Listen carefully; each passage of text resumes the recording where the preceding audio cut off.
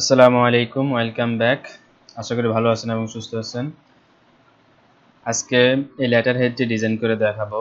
তো আশা করি বিগত যে টিউটোরিয়ালগুলো ছিল সেগুলো দেখে এসেছেন। তো আজকে একটা লেটার হেড, একদম প্রফেশনালি একটা লেটার হেড তৈরি করে দেখাবো। তো চলুন শুরু করা যাক। আমরা এখানে ফাইলে যাব, প্রথমে ফাইল থেকে নিউতে যাব, একটা নতুন পেজ নিতে হবে। তো নিউতে যেতে পারি, দেন এখানে একটা ব্ল্যাঙ্ক ডকুমেন্ট নিব। দেন এখন আমাদের ফার্স্ট কাজ হচ্ছে যে পেজটা সেট আপ করা। তো আমরা এখানে লেআউটে চলে যাব, দেন লেআউট থেকে পেজ সেট আপ। এখন এখানে পেজ সেট আপ প্রথমে মার্জিনে থাকবে, এগুলো প্রত্যেককে আমরা 0.5 দিয়ে দিব, 0.5 করে দিয়ে দিব এবং এটাকে পোর্ট্রেট রাখবো। দেন পেপারে চলে যাব, পেপার থেকে আমরা এখানে দিব A4 সাইজের পেপার, আর কিছু আমাদেরকে এখানে করতে হবে না। দেন ওকেতে ক্লিক করে দেব। ওকে, এখন আমরা আমাদের ডিজাইনটা শুরু করতে পারি। এখানে এই যে আফটার এটাকেও 0 করে দিই। ওকে, ফার্স্ট আমি আমার লোগোটা নিয়ে আসি। তো লোগো আনার জন্য আমরা ইনসার্টে যাব, ইনসার্ট থেকে এখানে পিকচারে ক্লিক করব। দেন দিস ডিভাইস, আমার পিকচার যেহেতু এখানে আছে আমার, তাই আমি এখানে ক্লিক করলাম, দেন ইনসার্ট করে দিলাম। ওকে, লোগোটা চলে আসছে। এখন এটাকে মাউসের রাইট বাটন ক্লিক করতে পারি, অথবা এখান থেকে ট্যাক্স রেফারে ক্লিক করে ইন ফ্রন্ট অফ ট্যাক্সে দিয়ে দিব। তাহলে এটা আমি ইচ্ছামতো এইভাবে লাড়াতে পারবো না, এটা ট্যাক্স আকারে থাকবে, এটা নড়বে না, সমস্যা করবে। ওকে, আমি এটাকে এবারে ছোট করে নিই।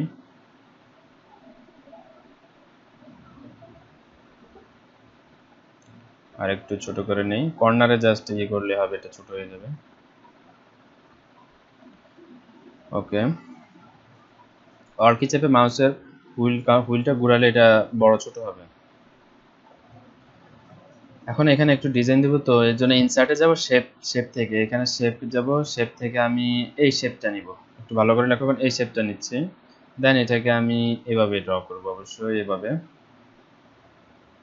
ওকে, দেন এটাকে রোটেট করে নিব, এখানে ক্লিক করে এভাবে রোটেট করে নিব। শিফট ধরে রাখলে এটা এই যে একদম 180 ডিগ্রিতে থাকবে বা 90 ডিগ্রিতে থাকবে, যেটাই বলুন। দেন এখানে এটাকে নিয়ে আসি, এখানে কর্নারে বসে একটু বড় করে নেই, আর একটু, ওকে, আর একটু মোটা করতে পারি দিক দিয়ে। দেন আমার নিচে এরকম একটা দিব, তো এটাকে আমি মাউসের রাইট বাটন ক্লিক করে কপিতে ক্লিক করলাম। দেন এখানে পেস্ট দিয়ে কিপ সোর্স ফরম্যাটিং এ পেস্ট দিব, এটা এই পাশে আসছে। দেন আমরা যেটা করব, এটাকে রোটেট করতে হবে। তো রোটেট করলে দেখা গেছে, দেখেন এটা এভাবে রোটেট হয়ে যাচ্ছে, কিন্তু আমি চাচ্ছি যে এভাবে না, এটা এভাবে রোটেট করতে হবে। তাহলে এইভাবে ড্র্যাগ করে নিয়ে আসি, তাহলেই হবে। এটাকে সমান করার জন্য আমি এখান থেকে নিয়ে যেতে পারি, এখানে নিয়ে গিয়ে এখন দেখতে পারি যে কতটুকু গিয়েছে। ওকে, এই যে সমান হয়ে গেল। এখন এটাকে নিচে নিয়ে যাই, নিচে আরেকটা শেপ দিব। তো আমি ইনসার্টে যাই, এখান থেকে শেপে ক্লিক করলাম, জাস্ট একটা রেক্ট্যাঙ্গুলার টুল নিলাম। দেন এভাবে ড্র্যাগ করে, ওকে, এটার কালারটা আমি এখান থেকে একটা কালার দিয়ে এই কালারটা দিয়ে দিলাম। এটাকে আরেকটু ছোট করতে পারি। ওকে, দেন এটাকে আরেকটু নিচে নিয়ে যাই।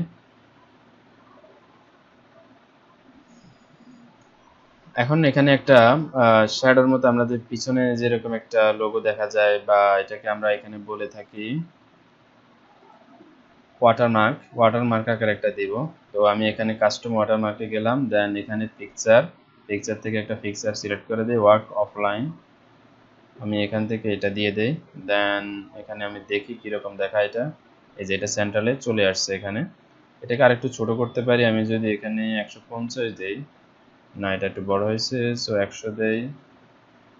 হ্যাঁ, এখনই ঠিক আছে। দেন ক্লোজ করে দিলাম। ওকে, এখন এখানে কিছু ট্যাক্স দিতে পারি। তো ট্যাক্স দেওয়ার জন্য আমি এখানে প্রথমে ইনসার্টে যাব, ইনসার্ট থেকে ট্যাক্স বক্স, সিম্পল একটা ট্যাক্স বক্স নিলাম, এটা এখানে আসছে। ওকে, এখন এটাকে একটু ছোট বড় করে নিয়ে আমার মন মতো করে যেখানে রাখার প্রয়োজন সেখানে নিয়ে যাই।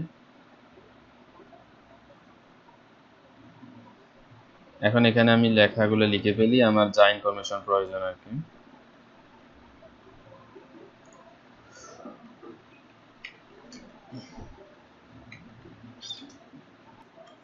দেন লেখা হয়ে গেছে। এখন লেখার এখানে স্পেস বেশি, তো আমি এটাকে স্পেস কমানোর জন্য এখানে হোমে যাব, হোম থেকে প্যারাগ্রাফ, প্যারাগ্রাফে এসে এখানে লাইন স্পেসিং যেটা আছে এখানে 1.5 লাইন করে দিব।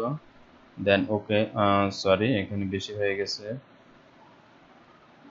সিঙ্গেল দিলে কি হয় দেখি। আচ্ছা, এই যে এখানে বেশি আছে, এটাকে 0 করে দিতে হবে, এই কারণে সমস্যাটা করতেছে।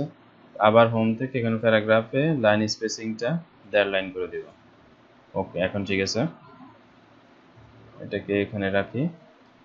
এগুলো একটু নিচে নেমে গেছে, আমি সবগুলোকে শিফট ধরে সিলেক্ট করলাম, শিফট ধরে রেখে সবগুলোকে সিলেক্ট করব, করে একটু উপরে নিয়ে যাই আমাদের যেখানে থাকার কথা।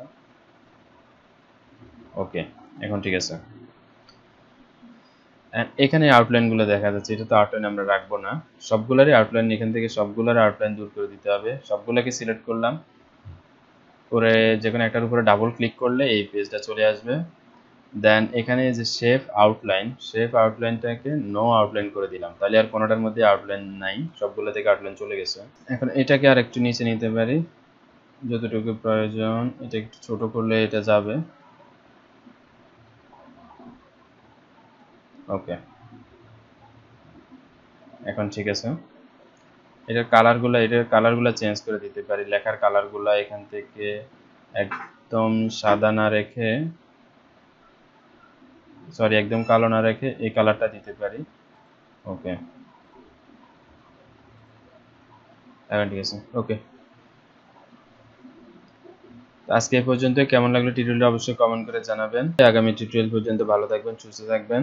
আসসালামু আলাইকুম।